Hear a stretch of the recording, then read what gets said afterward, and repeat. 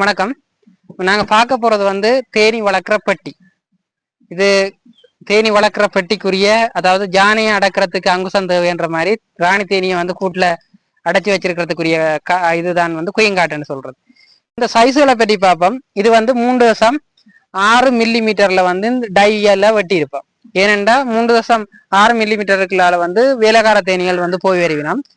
3.8 millimetre டைல வெட்டிக்க மற்ற வேலைக்கார தேனிகள் 3.6 போய் வரும். 4.2 வந்து குயின்ட சைஸ் அவர் வந்து போய் வர மாட்டேன். அப்ப அதனால இதுக்குள்ள வந்து அவர் உள்ளுக்குள்ள அடப்பட்டு போயிருப்பார். அந்த நேரத்துக்கான தான் பயன்படுத்துவோம். இந்த பெட்டி வந்து 8 சட்டங்களை கொண்ட மார்த்தாண்டம் பெட்டி என்று சொல்லுவோம். இதுண்ட அளவு வந்து வித்தியாசமா இருக்கும். இதன் அமைப்பு வந்து வித்தியாசமா இருக்கும். தேனின் அளவை வந்து கூடுதலாக தேனை வைக்கக்கூடிய அளவு வந்து இந்த பெட்டியில இருக்குது.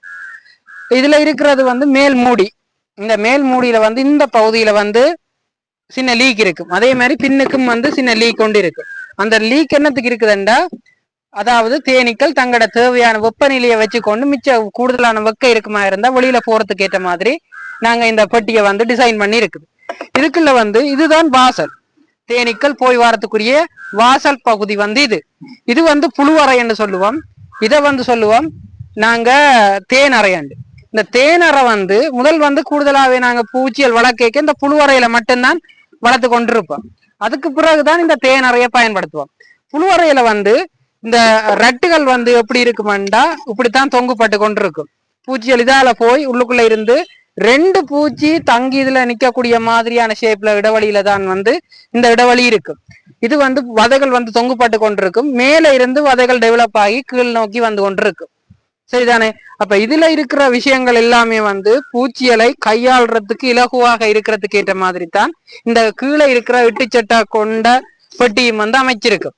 இதுல இருக்கிற மேல் பகுதி வந்து வித்தியாசமானதாக இருக்கும். அதுல வந்து தேன் வதையில, அதாவது தேன் வதைன்றது வித்தியாசம், புழுவதை என்று சொல்லப்படுறது வித்தியாசம். புழுவதையில வந்து மேலே இருந்து கீழாத்தான் வதைகள் டெவலப் ஆகி கொண்டிருக்கும். ஆனா தேன் வதையில வந்து கீழே இருந்து மேல் பகுதியாக டெவலப் ஆகி கொண்டு போகும். அப்ப அதன் மூலம் வந்து இதுல ஒவ்வொரு இடங்களுக்கும் ஏற்ற மாதிரி தேன் வதைகளை வந்து எண்ணிக்கையை வந்து மாட்டுவோம். அதாவது ரப்பர் சீசன்டா இதை வந்து கிட்டத்தட்ட ஒரு 4 அல்லது 3 சட்டங்களை தான் மேல போட்டிருப்போம்.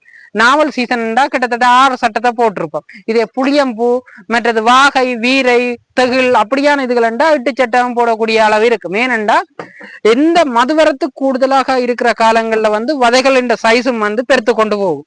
கூடுதலாக தேன் வர்ற காலங்கள்ல வதையின் சைஸ் வந்து கூடுதலா பெருக்கிறதால ஒன்றோட ஒன்று இறுக்கமாக இருந்து அதை கையாளுற தன்மை குறைவாக இருக்கிறதுனால அதன் சட்டங்களை வந்து நல்ல ஒரு சிறந்த பீ கீப்பர் அனுபவம் வாய்ந்தாக்கள் அவருக்கு தெரியும் அதை எப்படி மாத்தி கொள்ளணும். அதன் வந்து இதை மாத்திக்கொள்ளுவேன். இதுல நிறைய விஷயங்கள் இதுல கையாளுறது பற்றி இருக்குது. நீங்க எங்களோட வந்து தொடர்பு கொண்டீங்களா அது சம்பந்தமா கதைக்கலாம். நன்றி.